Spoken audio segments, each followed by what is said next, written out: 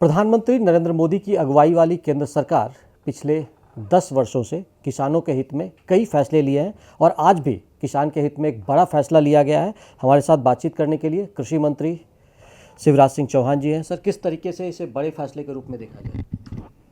प्रधानमंत्री श्रीमान नरेंद्र मोदी जी संवेदनशील प्रधानमंत्री हैं, किसान हितैषी प्रधानमंत्री हैं, किसानों के पक्ष में हैं। किसान के पसीने की पूरी कीमत देने के लिए, पूरा दाम देने के लिए उन्होंने बड़े फैसले किए हैं। पिछले दिनों सोयाबीन और अन्य तिलहन उत्पादों के दामों में गिरावट आई थी। किसान चिंतित थे और किसान को अपने उत्पाद की पूरी कीमत देने के लिए मोदी सरकार ने यह फैसला किया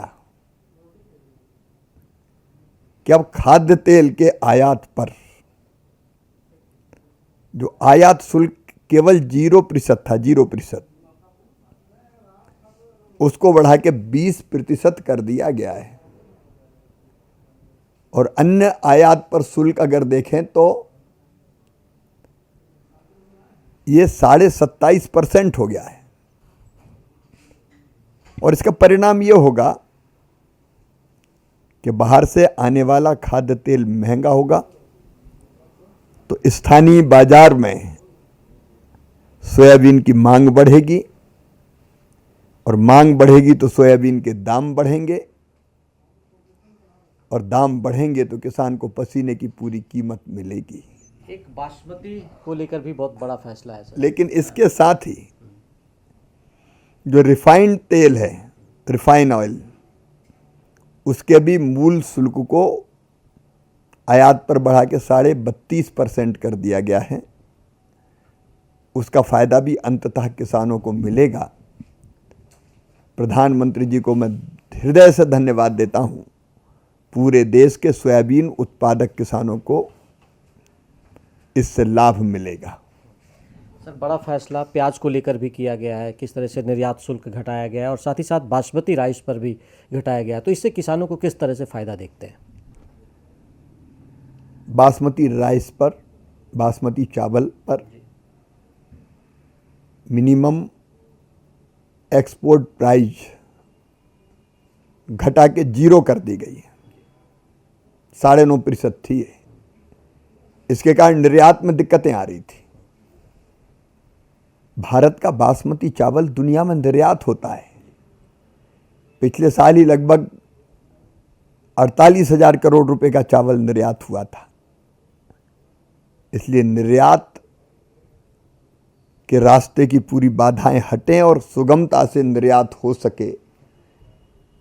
जब निर्यात बढ़ेगा तो बासमती राइस की कीमत बढ़ेगी और कीमत बढ़ेगी तो किसान को बढ़ा हुआ दाम मिलेगा। अंततः फायदा भारत के बासमती उत्पादक किसान, चाहे वो हरियाणा में हो, चाहे वो पंजाब में हो, चाहे वो मध्य प्रदेश में हो, उनको होगा। प्याज को लेकर भी बड़ा फैसला, जिस तरीके से निर्यात शुल्क घटाया गया है और प्याज की पैदावार बढ़ाने वाले किसान लगातार लगे हुए हैं कि उनकी उपज बढ़े, तो वैसे में निर्यात शुल्क घटने से क्या किसानों को बेहतर बाजार और मिलेगा? निश्चित तौर पर भारतीय प्याज की डिमांड दुनिया के कई देशों में, इसलिए निर्यात शुल्क 40 से घटाकर 20% कर दिया गया है। इससे प्याज ज़्यादा निर्यात होगा तो उसके रेट बढ़ेंगे और किसान को ठीक दाम मिल पाएगा। किस तरीके से किसान हितैषी अगर ये सरकार है तो एक के बाद एक कई फैसले हो रहे हैं, चाहे उनको बीमा का लाभ देने की कोशिश हो, प्रधानमंत्री फसल बीमा योजना जैसे स्कीम्स हैं, चाहे उनके लिए जो आप किसानों को हम सम्मान निधि योजना के जरिए पैसे पहुंचता है, उसके बाद इस तरह की पहल से आपको लगता है कि किसान भारत के और सशक्त और आत्मनिर्भर होंगे? एक नहीं, रोज फैसले किए जा रहे हैं किसानों के लिए। ये कुछ फैसले जो मैंने अभी बताए वो दिखने वाले फैसले हैं, लेकिन पिछले 100 दिनों में लगभग 25 बड़े निर्णय,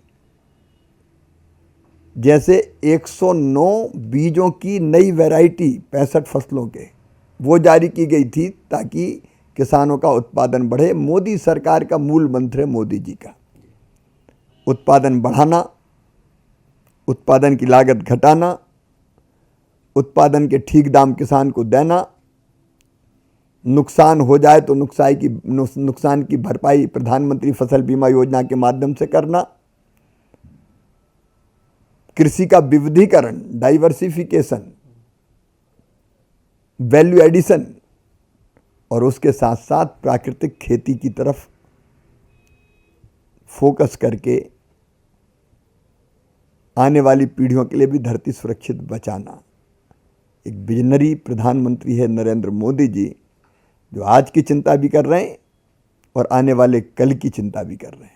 एक आखिरी सवाल सर, जिस तरीके से आपने एक अहम बहुत सारे फैसले लिए गए, साथ ही साथ जैसे महिला ड्रोन दीदी का जो कॉन्सेप्ट है, तो लगता है कि जिस तरीके से आप महिला किसानों को एम्पावर कर रहे हैं तो रोजगार के भी एक नया आयाम कृषि और खेती में खोल रहे हैं।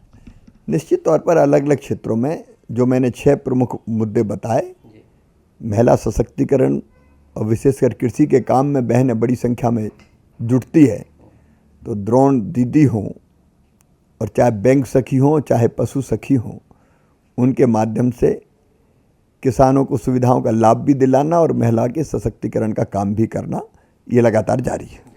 तो हम बात कर रहे थे केंद्रीय कृषि मंत्री शिवराज सिंह चौहान जी से, जिन्होंने साफ तौर पर कहा कि किसानों की ये नरेंद्र मोदी की अगुवाई वाली सरकार हितैषी है और हर रोज पिछले 100 दिनों में एक से बढ़कर एक फैसले लिए गए ताकि किसान को सशक्त और आत्मनिर्भर बनाया जाए, क्योंकि भारत का जो दिल है वो किसानों में बसता है और उसी के जरिए भारत के विकास की गाथा जो है वो आगे भी बढ़ रही है। अपने सहयोगी विकास के साथ मैं दिवाकर कुमार, दूरदर्शन समाचार, रांची।